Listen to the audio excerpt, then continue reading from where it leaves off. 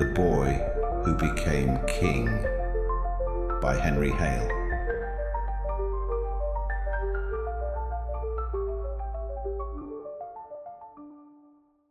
Albion is a pretty little town in the state of Illinois, founded by Scotch families who came to this part of America to settle. One of these families was the Thompsons. Edward, the oldest son, was the sort who go to extremes in sentiment. In his teens, he was attracted by a girl of unusual beauty who lived in the little town. They became affianced, and a date was actually fixed for the marriage when a rival appeared on the scene. A bank manager from the eastern states, well-dressed and cultured, he brought letters of introduction that opened the doors of all the best houses in the town to him. The young banker soon obtained an introduction to the girl who had given her promise to marry Thompson, and so infatuated did he become with her that the two were together whenever they could arrange a meeting. People began to talk, but young Thompson, as is usually the case, was the last to hear of the matter. One morning, the girl's mother entered her room to find it vacant. The wardrobe containing her clothes was empty, and it was soon found that she had disappeared. So had her latest admirer, the young Easterner. Search was made far and wide, but no trace of the missing pair could be discovered. So far as Albion was concerned, they simply vanished off the face of the earth. The girl had fled without a word or a line to the lover she had so basely deceived, and news of her disappearance came to him as a terrible shock. Young Thompson's abundant hair actually became gray in a night from his mental agony. The blow changed him from a sprightly, cheerful young fellow to a silent, grim-faced man. Sorrow furrowed his features until he looked twice his years. He gave up his business and studiously avoided his former friends, seldom even going out. A month passed by in this way, and then the town of Albion received another surprise. Edward Thompson had disappeared as mysteriously as his former sweetheart. Wires describing him were sent all over America, but nothing was heard for several weeks, when a telegram came from the police of San Francisco saying that a man who answered his description had left on a boat bound for the South Seas. That was the last Albion heard of the young man, and he was gradually forgotten. All this happened over 25 years ago. Now, after many years, Thompson's strange life history since leaving his native town have come to hand, revealing a strange and remarkable story. The beginning of it was when a cable came to the United States to be published in the newspapers, stating that Nambucca, king of Naikava, one of the Fiji Islands, was dead. This in itself was of little interest to the reader, but when the message went on to state that the king was an American and came from Illinois, the Albion people at once remembered Thompson. Investigation has since proved that this savage king was, indeed, the missing Scotchman, and Nambucca was the native name which those who chose him for their lord had given him. Since the newspaper message was received, Mr. Frank Hamilton, an American traveler who had been making a trip through the South Seas, has visited Naikava, and through him, Thompson's story has been pieced together. The narrative is one of the most remarkable romances of love and adventure that have ever occurred in real life. After being betrayed by his sweetheart, Thompson wanted to escape the town where he was born, which now felt unbearable to him. Embarrassed by being jilted by his fiancée, Thompson felt self-conscious about facing the people in his hometown, who would either pity or mock him. His pride and sensitivity couldn't handle the humiliation. Even in other towns, months, the sight and sound of other girls only reminded him of his ex's betrayal. Seeking escape, Thompson decided to leave civilization altogether. After quitting America, Thompson roamed aimlessly about among the Eastern Islands, Hawaii, the Carolines, the Philippines, and Australia. Landing finally at Auckland, New Zealand, he discovered a schooner being fitted out for a cruise to the Fijis. This appealed to his love of wandering and adventure, and so he joined the expedition. After several months of cruising and trading, the schooner arrived off Tangu Avatu, a village on Naikeva Island where dwelt the king Latumanu and his only daughter Lakanita. Latumanu himself was not a native of the Fijis, as was evidenced by his fair complexion. He was from the island of Luzon in the Philippines, coming from an aristocratic mestizo family. He learned the arts of war in the many struggles between the native Filipinos, and it was through this military knowledge that he had become king of the Naikevans. His wife, Matata, the mother of Lakanita, however, was a native Fijian, being the daughter of an island chieftain. The old king extended a royal welcome to the crew of the schooner and received them in his own bungalow-like palace. Young Thompson, fair-haired, blue-eyed, and of athletic build, was a wonder to the natives. No man like him had ever before been seen in Naikeva.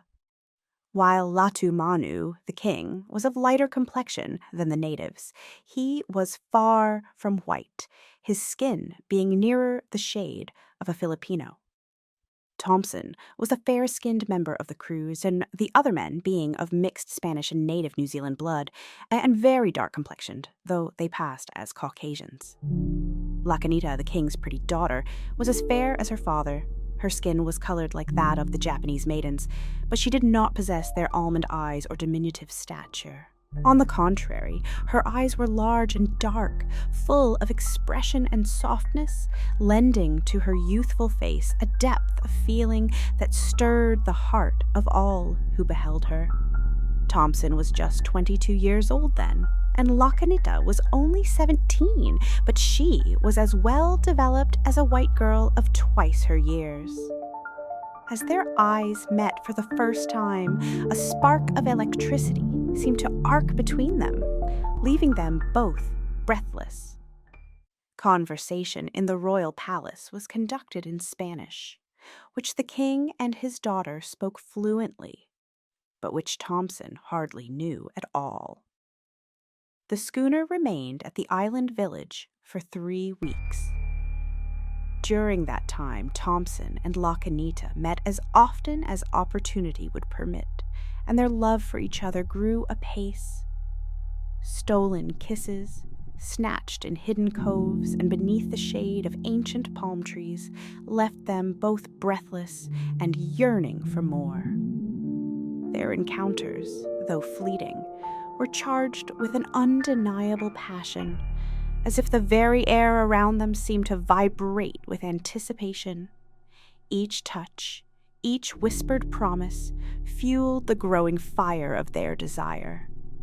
As the days turned into weeks, their love continued to flourish, nurtured by the secrets they shared and the stolen moments they savored. Thompson soon learned enough Spanish to tell the princess what he thought of her and how he loved her, and he understood the language well enough to grasp her meaning when she replied frankly, "I could love you, Señor, for you are the most beautiful man I have ever seen. But I dare not, because of my father and Manbanghu." Then, as best she could, the Naikevin princess told her lover a story that is very, very old, about the rival suitor for her hand, whom her father favored, but whom she hated. Banghu, the rival in question, was a powerful chief of the tribe who wanted her for his wife, and the old king had given his consent to the marriage. Banghu was now furiously jealous of the white man, and had already threatened to kill the strangers. What Lakanita told Thompson was only too true, as the adventurers were soon to learn. For a day or two later, the chief, in his anger, went to the king and induced him to confine Lakanita, the princess, in the palace and order the white men to leave the island at once under pain of death. There were guns and ammunition in plenty on board the schooner, and every member of the expedition knew well how to use them, while the weapons of the Na-i-Kevin warriors consisted of clubs and spears. But the foreigners thought it diplomatic not to oppose them, because of the trouble it would work in their future dealing with natives of the neighboring islands.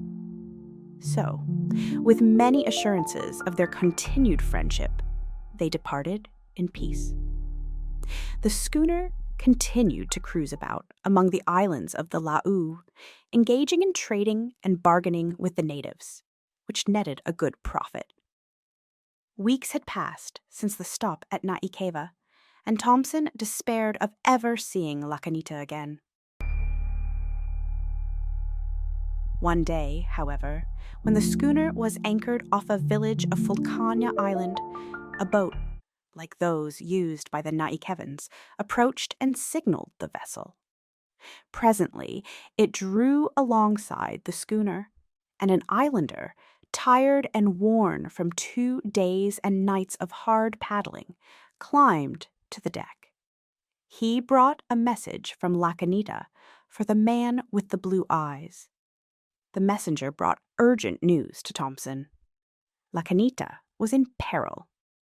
The Cornum tribe had revolted, killing Banku, and Lakanita, her father, and a small group of loyal followers had fled to a nearby uninhabited island for safety. They dared not return to Naikeva. The messenger asked, would Thompson and the white men come to their aid? There was a hasty consultation on board the schooner, and after a short debate, it was decided to go to the king's rescue at once. Bringing the islanders' message to confirmation, it was found that without much risk, the adventure held advantages, not only with Naikeva, but with other islands. Guided by the messenger, the schooner sailed to the island that harbored the refugee chief and Lakanita. Both were taken on board. Then the vessel sailed boldly toward Naikeva. When she drew close to the Naikevan coast, she was greeted by the shouts of the rebel warriors.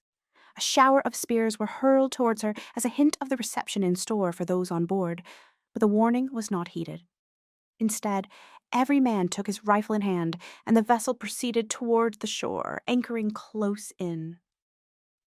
The yelling tribesmen were about to embark in their canoes to get within closer range of the vessel when, at Thompson's command, every man on board took aim and fired at the savages lining the shore. The ragged volley worked great havoc among the crowded masses of warriors, and with howls of pain and terror, they turned and fled precipitately. A little later, 2 boats were lowered from the vessel, and passengers and crew landed without further opposition. They then proceeded through the bush toward Tangua Vatu, the capital, but unfortunately fell into an ambush. The rebels were quickly driven off, but not before Latu Manu, the king, had been struck dead at Thompson's feet by a well-aimed club. Thompson's force wreaked a terrible revenge for the death of the king, hunting down the insurgents without mercy, and before many days, the insurrection was entirely crushed. Tidings went forth that Wa'ila Nambuka, the child of the sun, as the natives called Thompson, who had come to fight for Lakanita, had been entirely victorious, and the old warriors of Latumanu who had survived the uprising emerged from their hiding places and crowded into Tanguavitu to greet the returned princess and the white man who had rendered her such signal service. Lakanita was now queen of the beautiful little island, Naturally, she showed her gratitude to the strangers from afar who had rescued her. The adventurers were entertained with native fetes and dances, over which Lakanita presided, giving Thompson the seat of honor next to her at the feast. As might be expected, this close association of the two revived the friendship between them. Perhaps they did not know it, but the strolls through the woody aisles, beautified by nature with rare tropical flowers, and the hours spent on the sun-kissed beach awakened something more in their hearts. Then, very suddenly, Thompson was stricken with one of the fevers which form the hidden dangers of these islands, otherwise so charming. As soon as the young queen heard the news, she hastened to the hut which Thompson occupied as a guest of honor and had him carried to her own house. Versed in the use of the medicinal barks and oils with which the islanders fight their ailments, she became doctor as well as nurse, and only relinquished the invalid to the care of one of her attendants when fatigue and hunger compelled her to leave his side. Weeks passed before the fever was subdued, and Thompson regained his strength, and all the time Lakanita tended him most assiduously. Meanwhile, his men had become impatient. They had been faithful and loyal hitherto because he had been so to them. But time was precious. They wanted to finish their trading at the other islands and then go back to New Zealand, where the voyage was to end. If they wait at Naikeva too long, the tornado season might come on and catch them at sea. At last, the sick man recovered sufficiently to totter about. Like a devoted sister, Lakanita looked after Thompson, smiling and cheerful even in the dark hours when it seemed as if death would defeat her. Now there was a change. A sorrowful expression came over her features, and she moved about slowly and listlessly. Quick to note the difference, Thompson gently led her to one of their favorite spots, where they had often sat to watch the setting sun glint on the sea. As the girl seated herself, she placed her hands to her face and began sobbing. Why is my Lakanita crying? Asked her companion tenderly. I, Lakanita, fought death when it tried to take you from me. It seems I did it only so that the white man might take you from me. But I must go with my comrades now, Lakanita. Have no fear, though. I will come back to you soon, and then I will stay a long time. We will wander by the streams together, and watch the waves, and pick the flowers on the shore again. Then, if you do not tire of me, I will never leave you again. But I don't want you to leave me. Oh, please, I will be so lonely. Death has taken my father. Stay and be my king and Naikeva's king. My people love you and call you Wa'ila Nambuka, and even now they are sad to hear that your going is near. Stay, and I and my people will love you, and we will all live in peace and happiness together. Thompson's pleading that it was his duty to go with the schooner's crew entirely failed to convince Lakanita. All she knew was that she loved him and wanted him to stay. His repeated promises to return again did not console her in the slightest, and she grieved continuously. On the day set for his departure, Thompson went to bid Lakanita goodbye, but she was nowhere to be found. After a search, he found her seated on a rock overlooking the ocean, and the schooner already prepared to sail. She was crying bitterly. What brings you here, Lakanita? I have sought you everywhere. I want to follow you, my love, but the ocean is so wide I cannot swim so far. If you leave me, I shall never see you again. Go, go! My heart is broken. Thompson, greatly moved, looked out at the waiting schooner. Then he glanced down at the dark-eyed little maiden at his feet, her tender body shaking with grief. Like a flash, another scene crossed his mind. A scene back in America when he heard news of the treachery of the one nearest his heart. Why should he go back to that world of civilization where women were false and men schemed and lied for greed of gold? Here was one true heart that beat for him alone.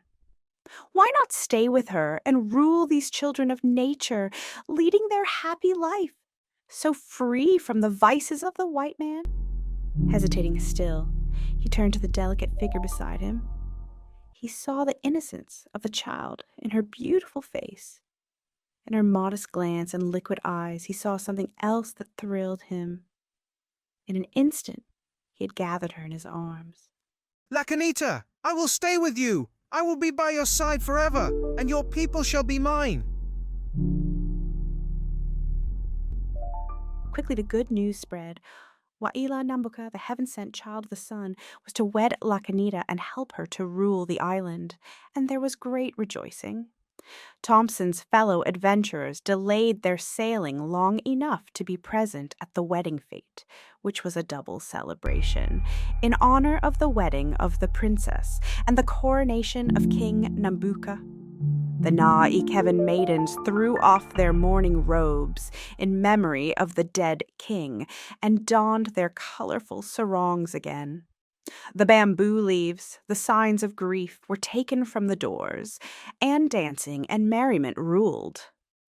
A joyous procession in canoes followed the departing schooner for several miles. When they turned back, the ship's crew fired a parting salute from rifles in honor of King Thompson and Queen Lacanita. Years have passed. King Wa'ila Nambuka, the child of the sun, has now passed away after a long life of idyllic happiness with his devoted queen. Lacanita and her 2 children took over ruling the little island. Mr. Frank Hamilton, the traveler already mentioned, was warmly welcomed by Queen Lacanita. And when he sailed to the States, he brought with him this strange story of the American boy from Albion, Illinois, who became a king.